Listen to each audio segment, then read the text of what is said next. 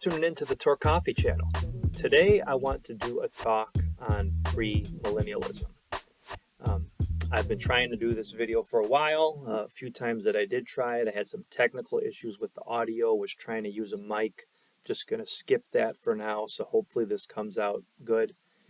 But yeah, let me just cut right to the chase. I want to do a video today that maybe will start a series of videos on premillennialism.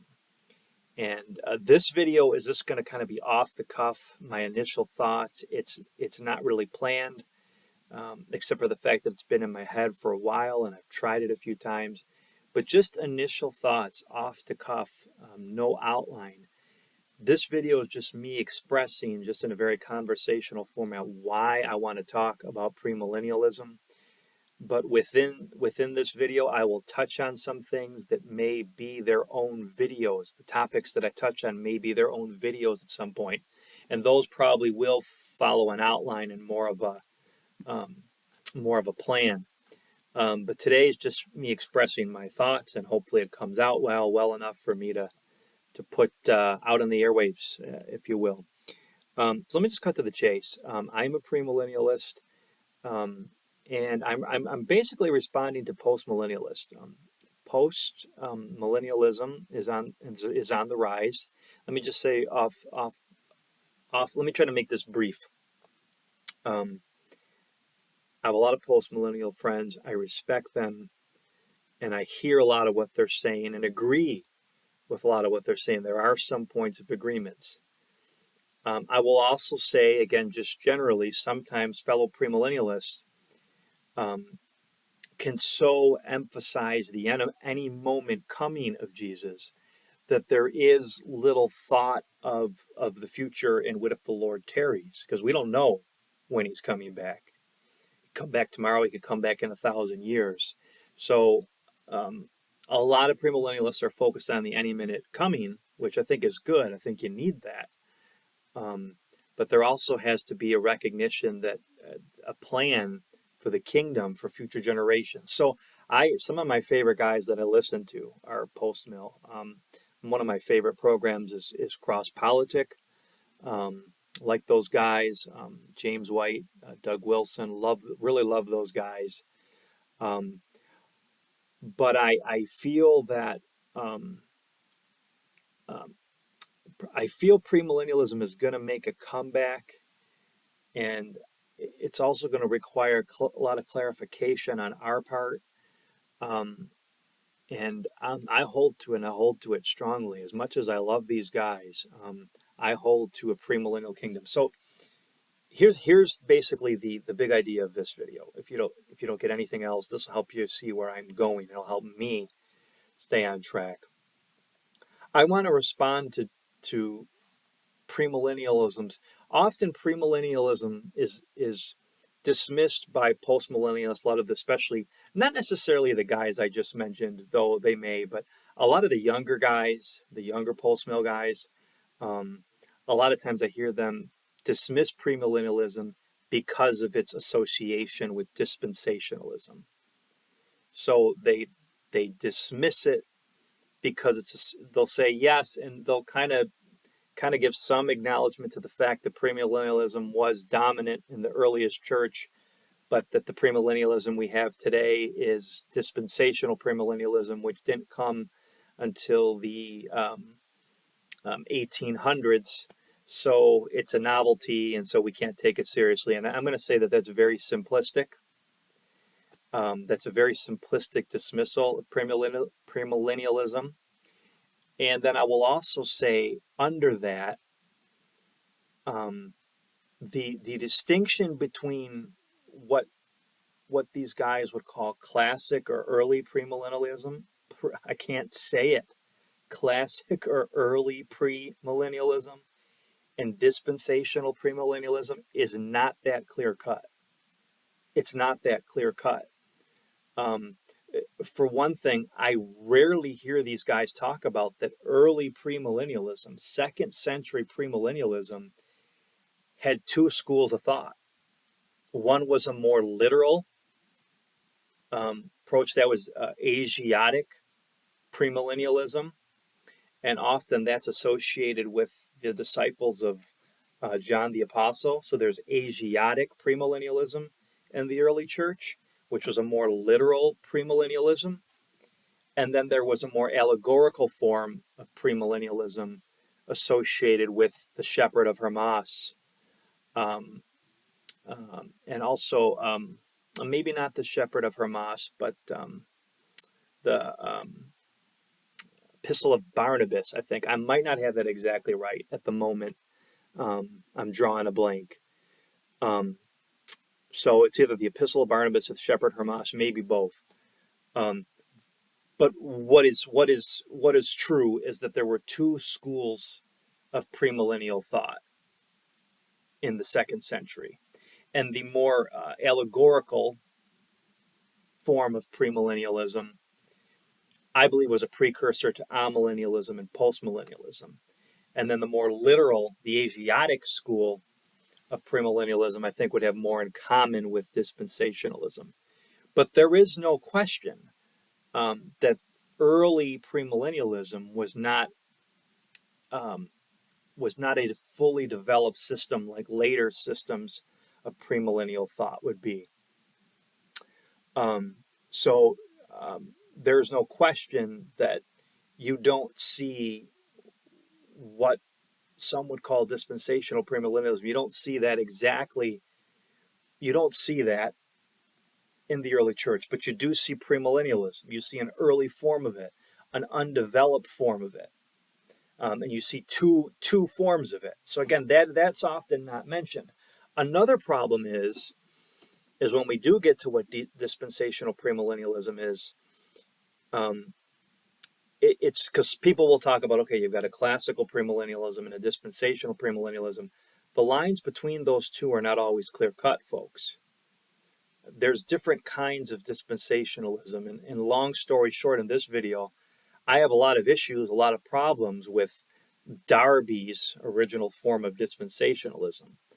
I would be more along the lines of progressive dispensationalists, which some people basically say is like a more of a classical premillennialism. Okay, and so the lines aren't always clear. Like, so what makes, for example,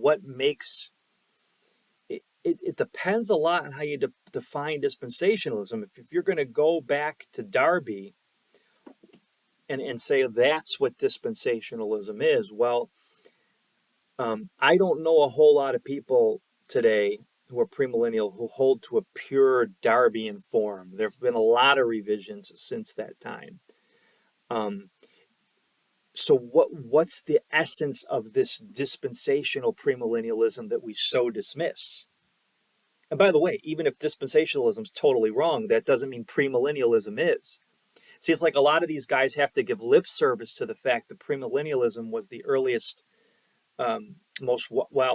they may not say it was the most widespread eschatology, because yes, Justin Martyr did say there were other opinions, but it's definitely in the 2nd century and probably the 3rd, the most well-documented form of eschatology that there was. And so a lot of these guys have to give lip service to that. But then they'll say, but then it just, then amillennialism and postmillennialism became dominant, and then Darby came along in the 1800s, and so what? Who cares? But what defines this Darby this dispensationalism that you dismiss so easily? Yes, I'm gonna agree with you guys. I'm not gonna get into it in this video. Darby had a lot of weird ideas I don't agree with. What defines dispensationalism? Is it a future for Israel? Is it a restored Jerusalem? Is that what defines dispensational premill from classic premill? Well, you have an issue then, because Justin Martyr believed in a restored Jerusalem. So if that's the only thing, then you got Justin Martyr believing in a restored Jerusalem.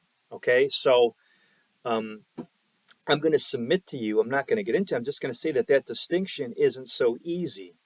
And so I don't think you can just dismiss premillennialism because it's associated with dispensationalism, and you can't just dismiss dispensationalism as a whole because of Darby's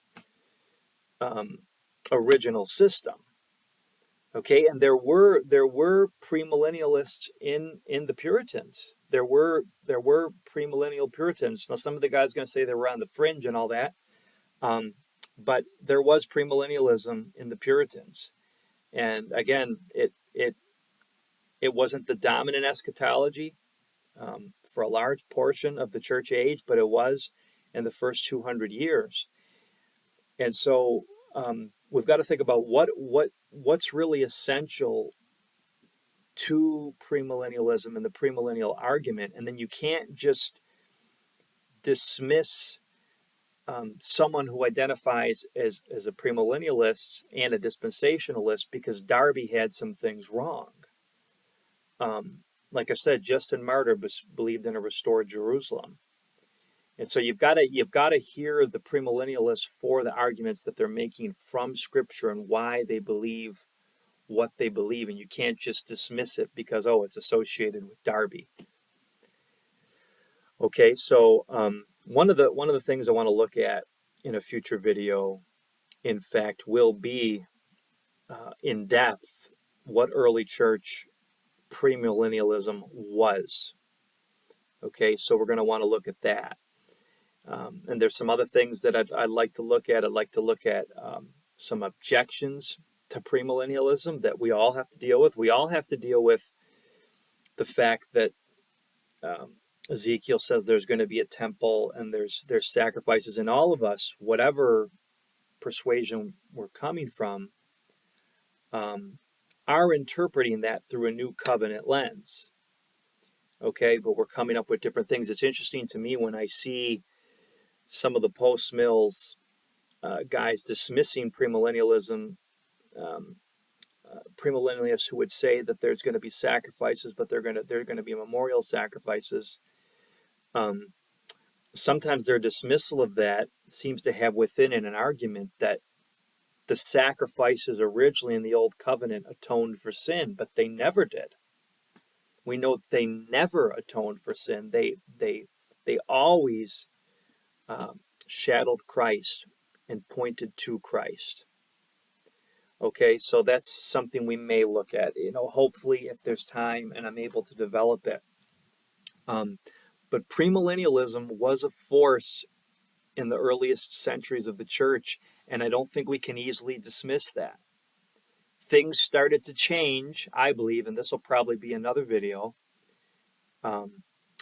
with Eusebius in the 4th century. He had a position in Constantine's court, and I don't think Constantine and all that was all bad for Christianity, by the way, but there was a sense in which they were interpreting all the kingdom promises to come to pass under Constantine's reign. So there would have been, I believe, some weight, some push to reinterpret the kingdom promises as to seeing things completely fulfilled. Another thing we might talk about is the already not yet aspect. So we want to give weight to premillennialism's testimony in the early church, and then we want to look at what are the distinct arguments for premillennialism. And we can't just dismiss modern advocates of premillennialism because there is some association with dispensationalism. To say you're a dispensationalist today does not mean you're a pure Darbian, if I can make that word. And so we want to look at what are the arguments that are essential to premillennialism. We kind of have to get past these terms and look at the core arguments of premillennialism. We can't just simply dismiss it because it may be associated with some persons or some ideas that we don't like. And those are some of the kind of things that we'll have to look into. So thanks for watching this initial video. I hope to have more for you on this. And until next time, drink your coffee, and we'll see you later. Bye-bye.